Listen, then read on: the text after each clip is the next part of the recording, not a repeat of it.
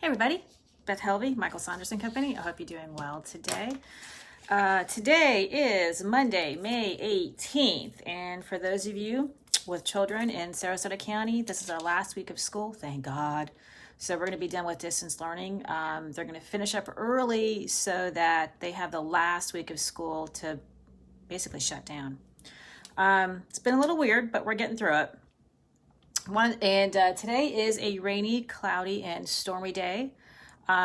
This is one of those, if you know you're a Floridian, hey Lori, Floridians will say, that's great, we need the rain.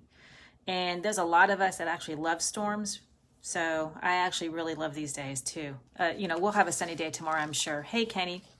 So I want to talk to you about the stats. This is what we do every Monday, right? And for Monday, May 11th, through Sunday, May 17th. Hey, Kathy, we're going to talk about those stats. And the reason I do these stats is because I wait until Monday because I want to see what happened over the weekend. If I check a little bit later today, the numbers will be a little different. You know how that goes. So here's what we've got. We had from Monday, hey, Rhonda, from Monday, May 11th to Sunday, May 17th, we had 342 properties in Sarasota and Manatee County go active. That means that 342 persons or homeowners decided that they were going to list last week and their property went live. Now, typically what happens with these people when you go live, you're signing your listing agreement a week, sometimes 2 weeks before. Oftentimes that is because there's things that we have to do. We've got to arrange for photography, maybe staging, maybe cleaning, maybe some handyman work. So if you sign a listing agreement today, you are probably not going live today. You're probably going live in a week to 2 weeks because there's a lot of prep work involved. So the people who went live this last week signed a week or so before, mostly. Not everybody's that way. That's mostly how that works. So pending. Now, our pending numbers are so very important because our pending numbers is telling us what the activity in the market is like. How many people are buying, how many people are going under contract, how many sellers and buyers are agreeing to come together on terms to buy and sell a property. That's 529 in 1 week. So if you remember way back when this started, when I started keeping track of the numbers, which was the last week of April to the first week of May, we had 140 pending. And then that started inching up. So even last week we had 489. I'm sorry. The previous week we had 489. Last week we had 529. It's happening, people. Activity is going back and back up. Now, and I've told you that our large feeder market, and when we say feeder market, that means that the majority of the people who buy here come from a certain area in the United States. Our largest feeder market, one of our larger feeder markets, is the Northeast. Those people are still in lockdown. They're still not coming here. And when they do get here, if they're coming from a hot spot, they're supposed to self-quarantine for a while, 2 weeks, okay? So what's going on here is we've got locals buying, people from other areas buying, and our Northeastern friends are buying without coming here. I've done a lot of Zoom phone calls, a lot of FaceTimes of showing property. And this is what's going on, is our people are doing that now. Hey, Linda. So that's a very important number because it shows that the activity is starting to come up. Hey, Nate. So the cancels and withdrawals, we're going to lump those together. Those are people that for whatever reason took their property off the market, went down to 102. If you recall, the first week all of this started, we had 223 and now we're at 102. Hi, Bob. That's a little bit more of a normal number for us. Now here's the sold. This is the stat where buyer and seller went to closing, money and keys were exchanged. Property went from seller to buyer. That's 262. That's a really, really important figure to understand. When we started this, the last week of April, the first week of May, our solds were 581, and now they're 262. That is not the number that we need to be worried about, and I'll tell you why. Because this number, the 262 people that closed last week, they wrote their offers 6 weeks ago, 8 weeks ago. This is before COVID really hit our area, or actually when COVID was starting to hit our area. Okay, we're going to see in the next several weeks, we're going to see the amount of closings or solds, we're going to see those numbers going down. And then they're going to start to go back up again because don't forget, our pendings were down for a little bit and then they started going up. The people that went pending are going to be closing in a couple more weeks.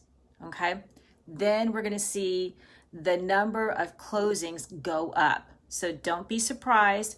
And I'm telling you, people, I know you guys are reading stuff from Realtor.com, from NAR, from Zillow, from NBC, from Fox, from everyone.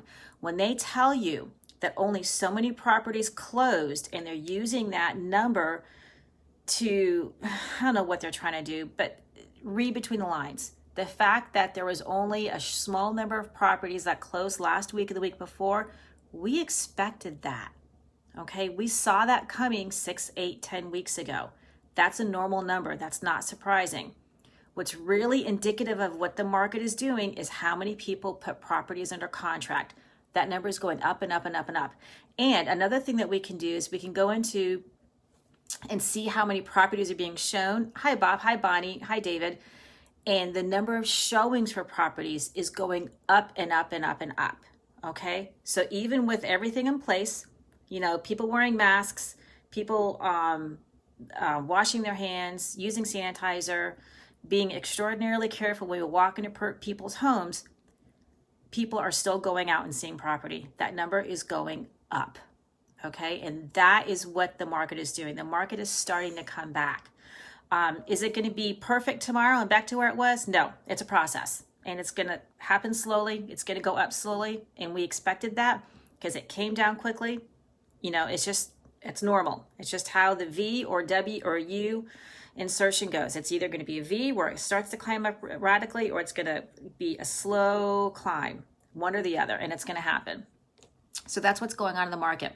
Something else that's going on is, for those of you who may or may not be paying attention to this, and I know a lot of you who were hoping to come down were, Governor DeSantis sort of kind of opened up short-term rentals.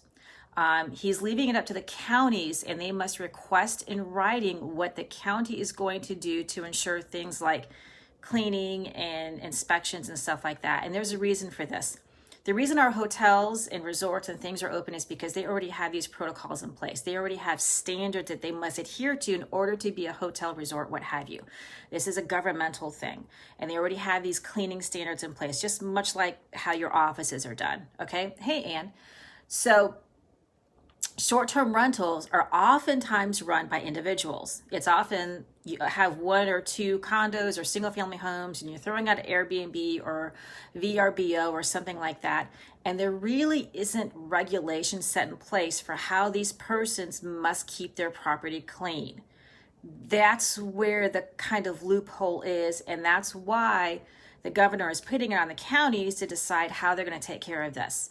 And so if you have a short-term rental, if you're renting from an individual, or if you want to VRBO, or if you want to Airbnb, and you're supposed to be coming down in the next couple months, I would find out what county that is in and see if that has been submitted, because it's not going to happen right away. I'm sure it's going to be a process, and you may want to consider just going to a hotel. I mean, I know that really, really stinks, but it doesn't look like that's going to happen anytime soon, because we're asking counties to put into place a process that isn't going to happen overnight, because now we must register. I don't know what we're going to do. We're going to register. We're going to submit. Maybe we have to be inspected. I really don't know. But something's going to have to happen to put these Airbnb and VRBO places on par. Oh, thanks, Ann. On par with hotels and resorts and things like that. So you're better off just going to a hotel. I know that stinks because it's not really the experience you want. I mean, you know, when I travel, I do Airbnb. I love staying in funky little places. It's part of what makes my travel time charming, to me at least. But if what you want to do is get to Florida, then that's what you need to do. Now, what I need to find out for you, what I'll try to find out for you, is the places that are in with rental agencies.